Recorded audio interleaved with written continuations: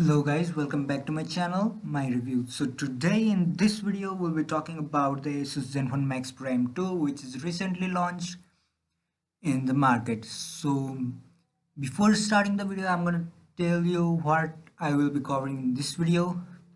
So if you are planning to buy the smartphone, then please watch it till the end because later on you may need to suffer because it may not fulfill each and everything that you want from your smartphone. So let us divide the video into two segments of pros and cons, and now let's begin.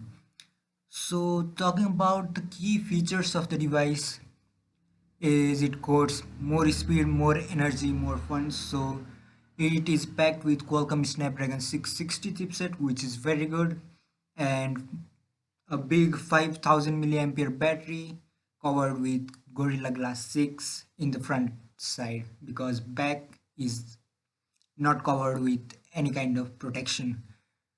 So these things are quite good. So now let's get right into it. So the company claims that this processor is 3 times faster than its predecessors, and it is 11% more productive, 33% accelerated graphics core, and a dedicated AI technology, but it is a software based, not any kind of other things included in the processor itself, and packed with Adreno 512 GPU, which is again a great fact. And talking about its 5000 milliampere battery, company claims that it will last 35 days on standby time in 4G network, 45 hours in talk time with 3G network, 23 hours in browsing website using Wi-Fi, 19 hours in playing online video, and 10 hours in gaming, which is also very good. So talking about another key feature which is quite a great upgrade from the Asus Zenfone Max Pro M1 is its camera.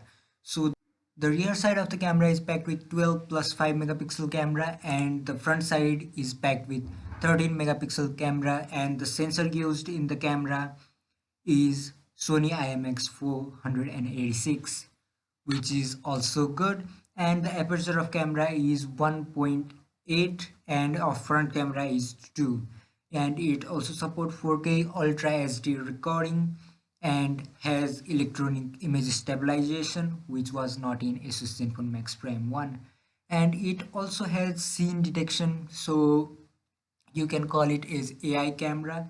It can detect 13 type of scenes which are people, food, dog, cat, sunset, sky, field, ocean, flower, plant, snow, stage, and text. So these are all the categories that your smartphone will recognize once you place the camera and focus the object in. So now moving on about the portrait mode, which is implemented just in the rear camera, but the depth effect is quite good and you will not be disappointed by it. Now talking about the display of the smartphone, it is 6.3-inch Full HD plus display with 19:9 aspect ratio and 1500:1 contrast, 450 CD by meter square brightness. So the display is also quite average. I'll not say it's great because there is something missing here which I'll be mentioning in the cons section. And as I've already mentioned you about the protection used in this device, and here is one thing that I didn't saw in any of the unboxings and other videos, that this has NXP intelligent amplifier, which is NXP 9874. So it increases wider bass range by 16% and has 5 magnetic speaker and 29% less distortion of sound, which is I think quite a good step in the budget segment of smartphone. We hope to see these in other devices as well. And talking about the SIM and SD card slot, it has got hybrid slot with dual 4G SIM support on your device. So these are quite the things about the main pros of the device. And talking about other things such as fingerprint scanner, it takes 0.3 second to unlock, and the face unlock, it takes quite 1 second to unlock, which is, I think, quite long, and they may fix it from the software update. And I also expect them to fix the front portrait from the software update as well. So these are all things about pros, and talking about cons, now here comes the most disappointing thing that I found in this device. And I will say that it may not affect most of us, but it may affect some of the normal consumers.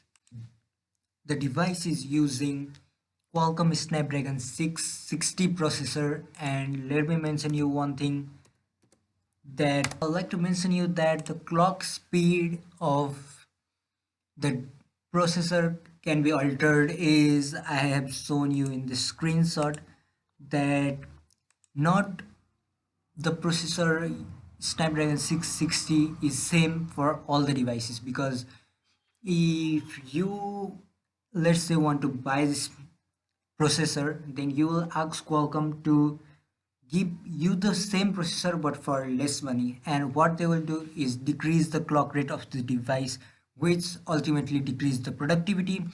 But this is always good than Snapdragon 636, so we may call it as upgrade, but the processor is underclocked, which I want to mention you from this fact. And I think this is gonna disappoint someone, and to cross check this, I saw more than 5 to 6 unboxing videos of different YouTubers, and I found that no one quite mentioned about the CPU clock speed. If you found any video that any guy is revealing the clock speed of this smartphone, then please comment me below, because I